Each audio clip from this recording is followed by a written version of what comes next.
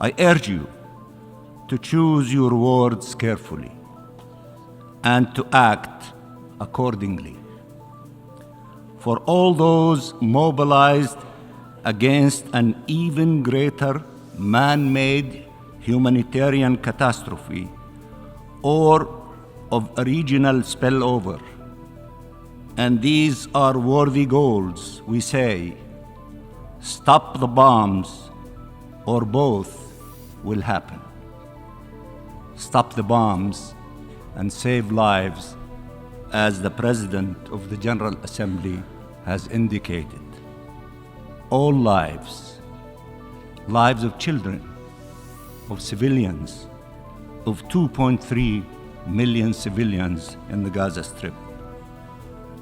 Mr. President, in Gaza, a father tells his daughter about the birthday he was planning for her and asks her not to miss it.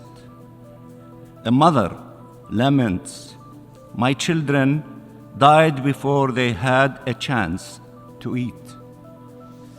The thoughts that cross the mind of a mother in the face of such grief. 3,000 children in Gaza were killed by Israel in the last almost 3 weeks. I repeat, 3,000 children, innocent children, angels, killed in Gaza during the last 3 weeks. A man embraces his mother and pleads like a child, "Come back, I beg you. Come back, and I will take you wherever you want." He hugs her and can let go. But there is no time to mourn. More death is on the way. 1,700 women were killed by Israel in the last 2 weeks. A young man wrote, "We will not leave Gaza. We will only leave Gaza to join the heavens." A few days later, he did. 7,000 Palestinians have been killed by Israel in the last almost 3 weeks. 70% of all those killed are women and children. Almost all killed are civilians. Is this the war some of you are defending? Let me repeat, is this the war that some of you are defending? Can this war be defended? These are crimes. This is barbarism. If you do not stop it for all those who were killed, stop it for all those whose lives we can still save.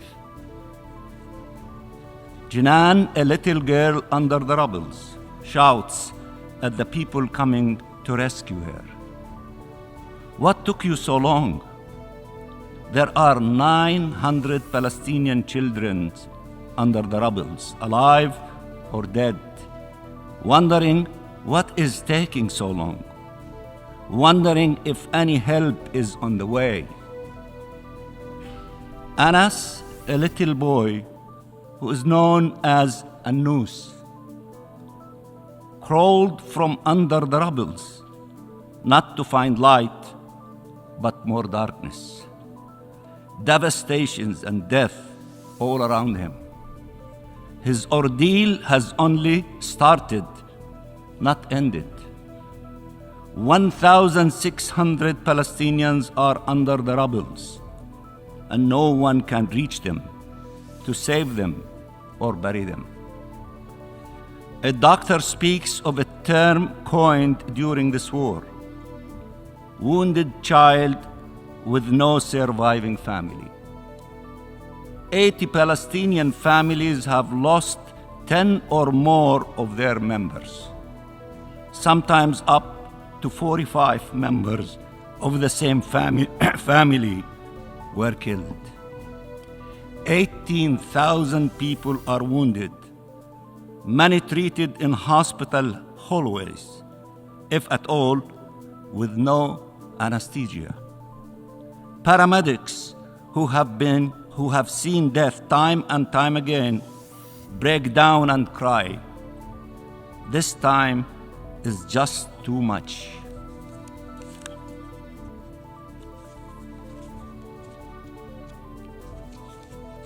UN staff, humanitarian personnel, and doctors are standing their ground and paying the ultimate price for it. This memory is honored by some as if a natural disaster had killed them, not a UN member staff. As hospitals turn into morgues, doctors and patients alike wonder, is help on the way? Is help on the way? They are not listening to the explanations of some leaders on why the war has to go on. They just hear the bombs. They just feel the blast. They just face all this death trying to survive or to honor the pledge they took to save lives with no means to do so. People are ordered to evacuate. They look at their children. Should we head south? Will we be bombed on the way or once there? Should we go to a hospital courtyard, a UN school, a church, a mosque, sleep in our car in the streets? But bombs are everywhere. What choices do you make as a parent when there are only impossible choices? When death is everywhere, devastation is everywhere. A man stands in front of his house, turned into rubble yet another time. After a long pause, he asks, "How do you bury a house?" Israel has destroyed over 40% of all homes, making an entire population homeless and displaced. 1.4 million people, in the hope to forcibly transfer them outside the territory. The Israeli foreign minister came to the Security Council and said, "This meeting should conclude with a clear message. Bring them home. For millions of Palestinians, there is no home to go back to. For thousands, there is no family left to embrace. Not by an act of God, but by the acts of a government represented here in this chamber." He spoke of families and their pain. There is not a single family in Gaza that has not endured epic suffering. He told you horrible it was to kill civilians, just before justifying the killing of Palestinian civilians by the thousands. He spoke of the fear felt by people when rockets are launched. Israeli bombs have not spared a single square meter of Gaza. He believes the difference between civilization and barbarism is who is doing the killing or how they do it. He believes the laws of humanity and of our international law-based order apply to others but not to Israel. That they protect Israeli lives and allow the killing of Palestinians and taking Palestinian lives. He believes Israel can pretend it is abiding by the very laws it is breaching live on your TV screens and before your eyes. That if you say Hamas enough times, the world will not be able to object to wiping off from the face of earth entire families, 4 generations at a time, or to a siege where you let in enough humanitarian aid to pretend you have a sense of humanity, but nowhere enough to address the immense needs that are growing exponentially as you keep bombing a besieged territory. He says release the hostages and takes 2 million Palestinian hostages. Let me translate these numbers. Compared to the population of Gaza, this is the equivalent of 28,000 Israelis killed, including 12,000 children and 6,800 women, 72,000 wounded, 5.6 million displaced. Is it more shocking now? More unacceptable? More outrageous? Why some feel so much pain for Israelis and so little pain for us, the Palestinians? What is the problem? Do we have the wrong faith? The wrong skin color? The wrong nationality? The wrong origin? Let me address all those who have in these past few days explained why one should not call for a ceasefire. How can representatives of states explain how horrible it is that 1,000 Israelis were killed and not feel the same outrage when 1,000 Palestinians are now killed every day? 1,000 Palestinians killed every day. Why not feel a sense of urgency to end their killing? Nothing can justify war crimes, crime against humanity, and genocide. Nothing can justify the killing of a single Palestinian child. Nothing. Nothing at all. Why not feel a sense of urgency to end our killing? Nothing can, as I said, justify war crimes. You are setting us back 80 years by trying to justify what Israel is doing now. How naive one has to be, or how hypocritical to pretend they don't know Israel is voluntarily killing Palestinian civilians. Who can believe that those killed by Israel are for 70% children and women, and that entire families were killed while Israel is trying to minimize civilian death? They kill all of us, they kill thousands of us, and they say they are trying to minimize killing civilians. How will it look like if they were trying to maximize killing Palestinian civilians? If killing 7,000 is to minimize, killing 700,000 would be possible to maximize? We don't need you to offer us semantic reassurances about IHL and protection of civilians. We need you to honor these norms. Honor these norms, not recall them only to justify their breach seconds later. This selective outrage is outrageous and needs to stop, and need to stop now.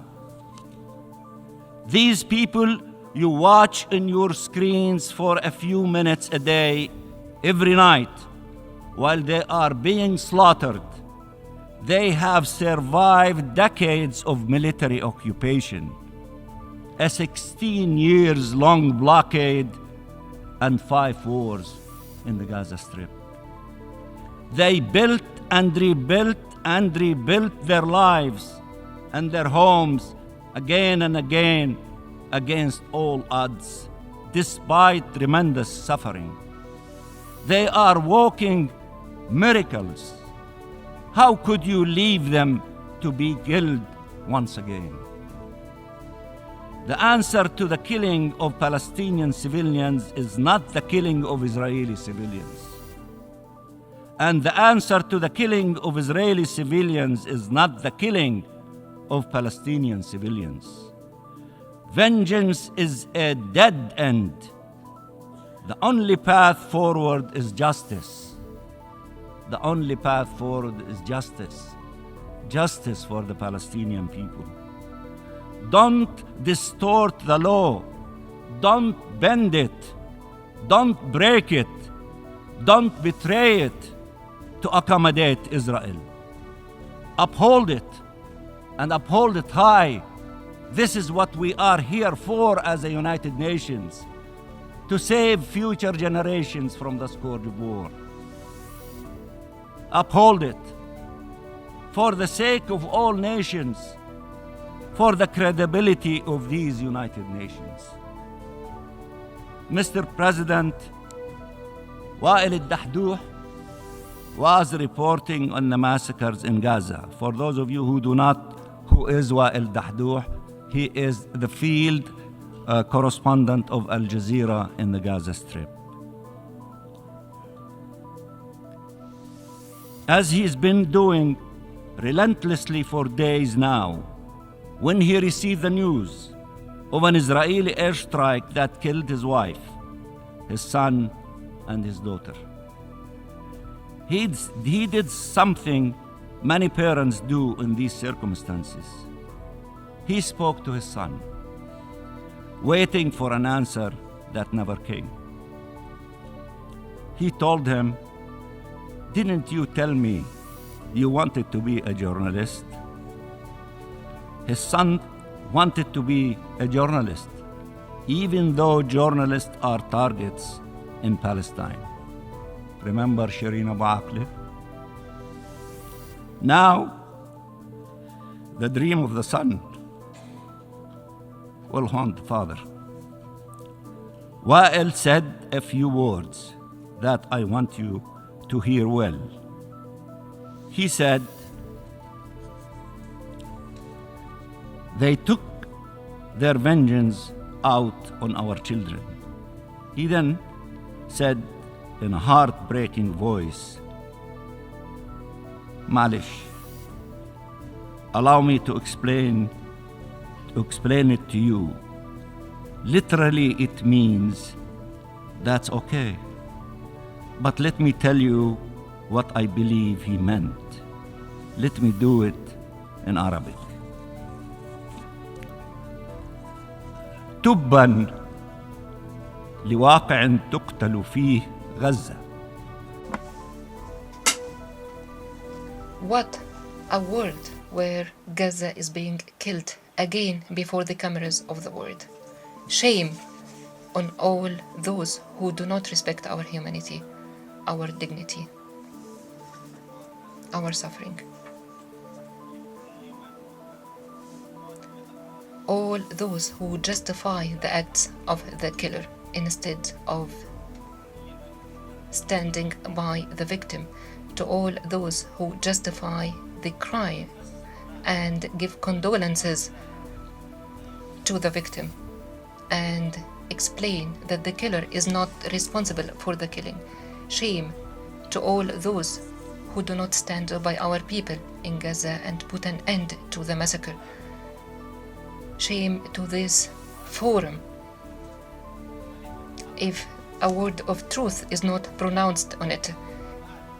Shame to the one who will speak after me to defend the wrong and justify the killing of innocent people. There is no justice on this earth. We have God. We have only God to go to.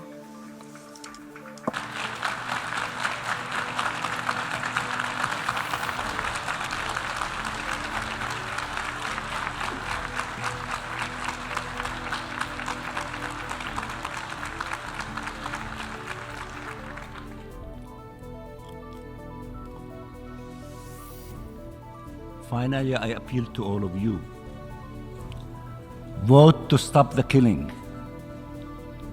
Vote for humanitarian aid to reach those whose very survival depends on it. Vote to stop this madness.